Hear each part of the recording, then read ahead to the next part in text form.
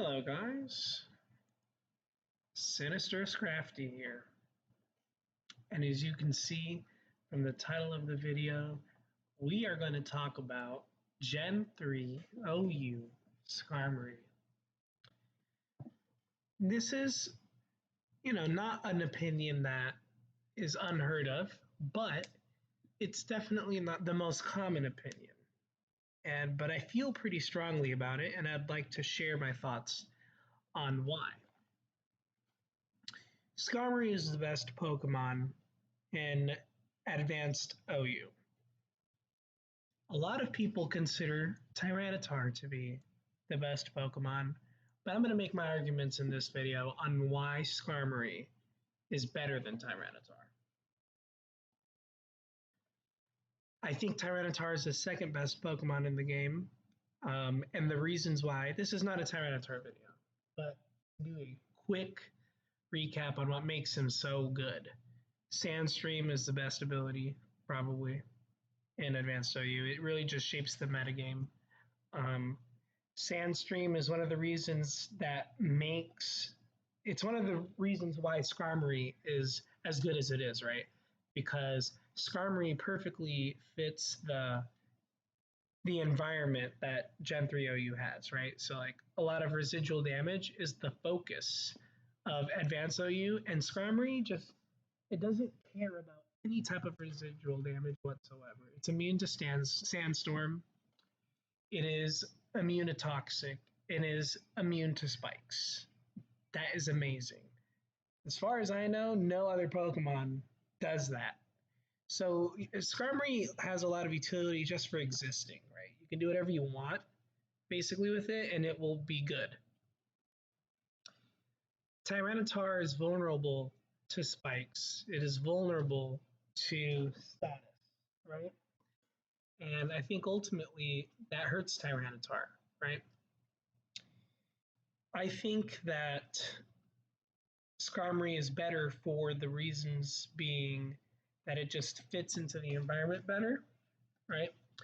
And it's incredibly oppressive, right? Like it makes certain things just not viable at all, right? Just from its mere existence. While Tyranitar, doesn't have such an extreme presence. Definitely, you need to be always prepared for Tyranitar. You always need to have some kind of answer, especially Dragon Dance variants. But I have some different sets here that you can run. Well, not sets, but different options that Skarmory tends to like. I think the most common set is Protect, Toxic, Roar, and Protect, Toxic, Roar. Yeah, what's the last one? Protect, Toxic. Oh yeah, Spikes, of course. What's wrong with me? Yeah, Spikes, probably the best move in the game, to be completely honest. I mean, it can be really challenging to get rid of Spikes, assuming you are playing well and assuming you have a good team. But yeah, it can make things really tough for your opponent if they have a lot of grounded Pokemon. It's not really easy to get a spin off if you're playing in a way that's keeping them on their toes, or if you just have Gengar and you're playing it well, or another Ghost type for that matter. Drill Peck is I'd say it's pretty common, and for good reason, right? It one-shots Breloom, it one-shots Heracross, and I mean, even Gengar, which is considered to be, a counter to Skarmory, it can't one-shot Skarmory with the standard variants anyway. And this is offensive Gengar, so it's fully invested in special attack. It's not special attack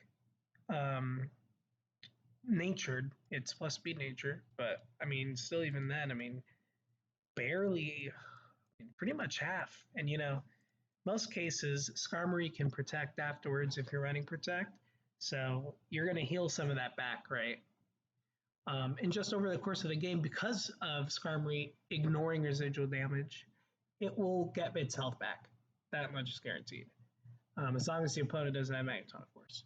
But Drill Peck, look how much it does to Gengar with, you know, quite a bit of investment. You could two-shot it reliably, which that's ridiculously good. But even if you don't, you're doing 41 minimum.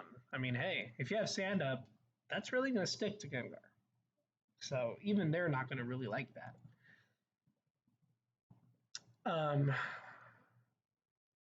Yeah, Toxic. I mean, Toxic is really good because it lowers in like Zapdos, Bulky Waters, stuff like that, and Toxic just ruins their life.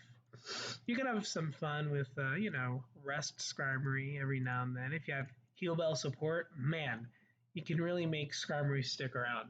It's really annoying. Not many people do it though. I think it's a bit underrated if you have the proper support. Thief is really fun. I like to use Thief Skarmory sometimes. Um, it, it gets to lay down spikes and steal someone's item, and it has reliable phasing. Like, that's incredibly good. It even has Pursuit, which is really hilarious because it has base 40 special attack. But hey, Pursuit is a really good move. I'm sure you could make use of it somehow. And Taunt, especially with speed investment, wow, that's so good. Like, if you're at maximum speed Skarmory, you can even deny Tyranitar Dragon Dances, which is, hey, I mean, there's some utility there if there's any, if I've ever heard of any. Um, so this is why Skarmory is so good, right? Here are the things that typically answer Skarmory. Okay, Zapdos threatens a one-shot on Skarmory.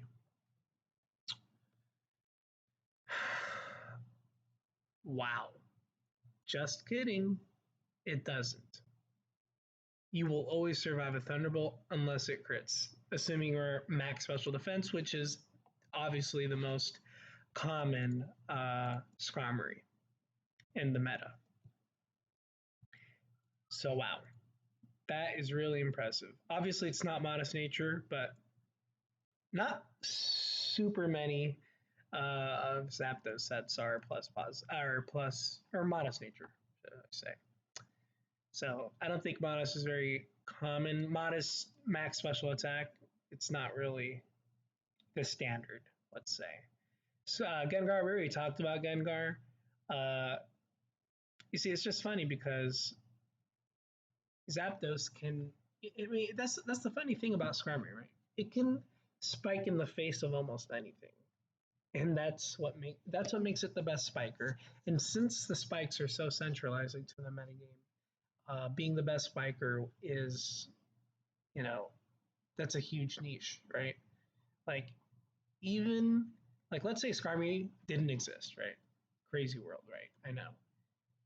Let's say like Cloyster was the best spiker. He would, like, just for that reason alone, Cloyster would see a lot more usage than it sees now. This is just an example and it's very theoretical, but it's just the truth because spikes are that good. Charizard, I think Charizard uh, definitely.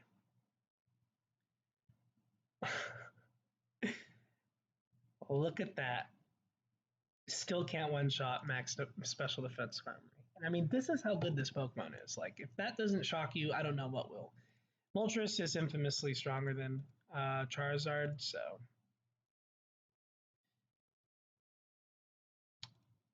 Toxic threatens these two guys pretty hard.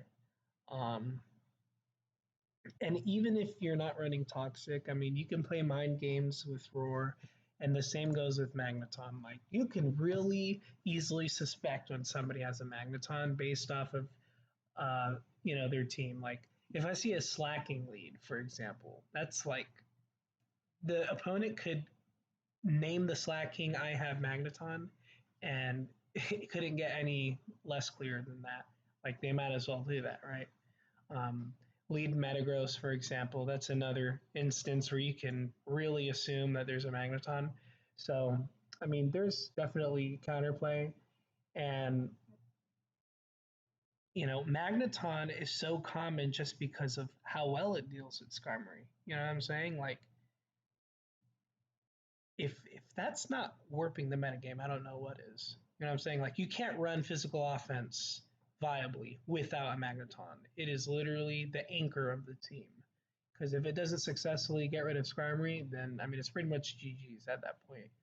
Um, if for some reason your opponent can like maneuver around getting their Skarmory trapped, which I mean I've been able to do it successfully. I mean you definitely can make it happen. The mind games are real.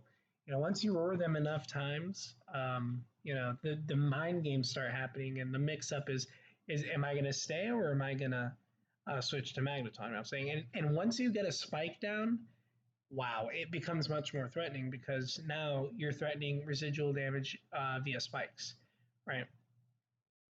So every time they don't successfully trap your Skarmory with Magneton, they're taking damage for it. And Magneton has very limited utility outside of trapping Skarmory. I'm a big believer in Magneton. Electric Steel is a really good defensive typing because Steel is an amazing type in general. Um, and it has incredibly strong Thunderbolts, almost as strong as Zapdos. Which, hey, Zapdos hits like a truck, so good on you, Magneton.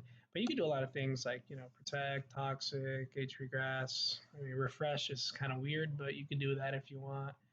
Um, Magneton is good, just not super good, and it's only used as much as it is primarily because of how it fares into Skarmory. My camera is off, so you can do this one. And then Starmie's a pretty decent answer as well. It can spin in the face of Skarmory. Gotcha. Which is why you want Gengar most of the time alongside your Skarmory, because it'll help you defend your spikes, right? But Starmie threatens huge Thunderbolts or Hydro Pumps, and even if it's the defensive set that runs Surf, I mean, hey, you're still doing decent damage. I believe around 30%. Starmie defensive. Yeah, I mean, it's around 30%. That's respectable, and being able to threaten that kind of damage while also being able to spin, that is very valuable. But, Skarmory has ways to play around these, and these are the best answers by far into Skarmory.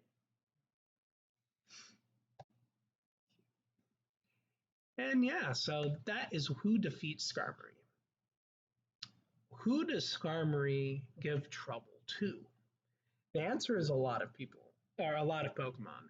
More Pokemon by far than the type of Pokemon that answer it. So I'd say that Skarmory answers and denies many, many, many Pokemon, whereas not many things defeat Skarmory. It's usually, specially offensive Pokemon that I showed you before. So Aerodactyl. Aerodactyl is Aerodactyl is one of the best Pokemon in the game. Fastest Pokemon in the tier, really threatening physical stabs.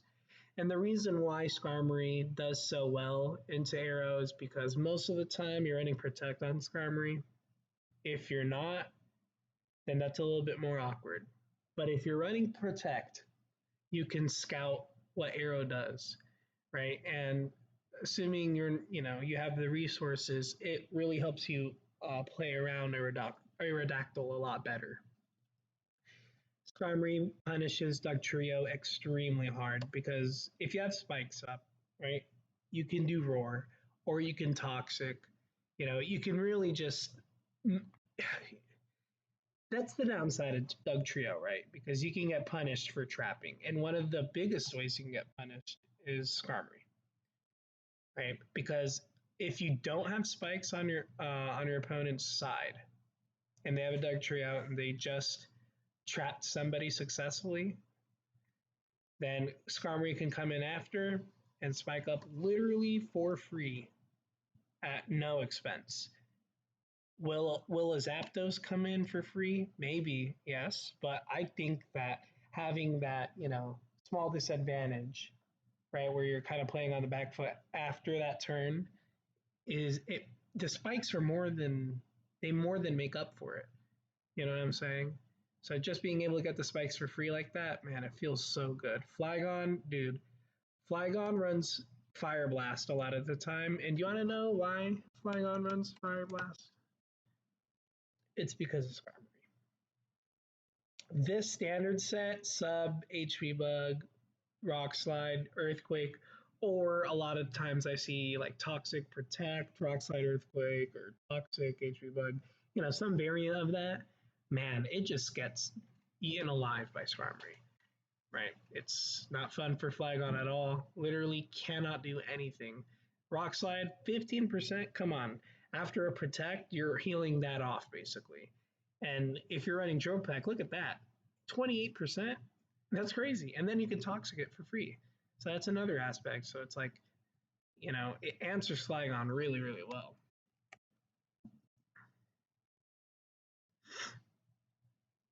Let's see here. Uninvested Fire Blast, even with an adamant nature, or Jolly rather, it still does 35 to 41. And this is why Flygon can run Fire Blast for that reason. It does pretty respectable damage, and it has a burn chance, which, hey, Skarmory really hates that because now it can't chip heal, it can't protect stall, blah, blah, blah. Gyarados. Gyarados tends to have a problem finding a move that will hit Skarmory, especially if it's Dragon Dance. I'll have like HP Rock, HP Flying, Earthquake, something like that. Um, Doing a mixed set with Gyarados is really not valuable. It's not viable. It's not seen. Um, it's pretty much always Dragon Dance. Um, One thing that Gyarados can do is it can run Taunt and give Skarmory a hard time. But thing is about that, if you are running Drill Peck on Skarmory, you're doing a quarter of its health every time. So again, mind games. I'm telling you, man, if you just play well with Skarmory, like it's going to reward you pretty much every time. Like the only time it's an exception is if there's a Magneton on the opponent's side, and if there is a Magneton, you still get a spike up. You still get a spike up unless they like hard read that you are going to Skarmory, which is possible. It's just it takes a lot of skill and it's risky. You know, there's risk involved in the opponent's play. They can get called out for or just eat a move that they didn't want to eat. I mean, I've had people switch their Magneton into an Earthquake before. It happens. But yeah, Celebi, uh, Skarmory sets up spikes on Celebi's face. And Celebi, in response, typically runs HP Fire. It's pretty much exclusively for Fortress and Skarmory, pretty much as an answer to that. Let's see. PU. What? Oh. Celebi. Calm Minds. Usually HP Fire, right? Yeah. So it is about 30%. That's about what Starmie does with its Surf. And let's see, with +1 special attack, that's all it does? Wow. I mean, that's pretty good. Like, this Pokemon is literally running a move specifically to hit you hard, and it's still not that much. I mean, you can, like, in a pinch, you can phase out Calm Mind Celebi with Skarmory. That's pretty crazy. Snorlax, man, Snorlax. If there was a Pokemon opposite of Skarmory, it would pretty much be Snorlax. It gets affected by sand, gets affected by spikes. Doesn't get affected by toxic. Unless running thick fat. That's kind of weird if you do that though. Sometimes I run thick fat, but it's on certain styles of team. Definitely immunity is more common. But Skarmory really answers Snorlax pretty well. I mean, a lot of Snorlaxes run like Focus Punch to like deal with Skarmory better. You could do like Curse, Self Destruct, that one hit KO Skarmory, but there's risk. Protect Mind Games, um, or like if your opponent reads it and sacks something else or goes Gengar. I mean, there's risk involved for the Snorlax user. So the point is, right, that means I need to go to sleep. But the point is, Skarmory defines the tier and shapes the metagame in a way unlike any other Pokemon, and that's why it's the best. Whereas Tyranitar, yes, he is oppressive. I will give you that. He is oppressive. Sand is really good. Dragon Dance is really scary. It's incredibly bulky. It's really hard to one shot Tyranitar. Really, really, really hard. Just like it's really, really hard to one shot Skarmory. It's incredibly hard. It's very, very specific answers. And but that's the thing, right? Like the counterplay is a lot more limiting, in my opinion, when it comes to Skarmory, right? I feel like with Tyranitar, you have a little bit more leeway on how you can answer it, right? So I can do a video on Tyranitar if it's requested. Um, but that could be an interesting follow up. But yeah, this is why Skarmory is the best Pokemon in Advanced OU.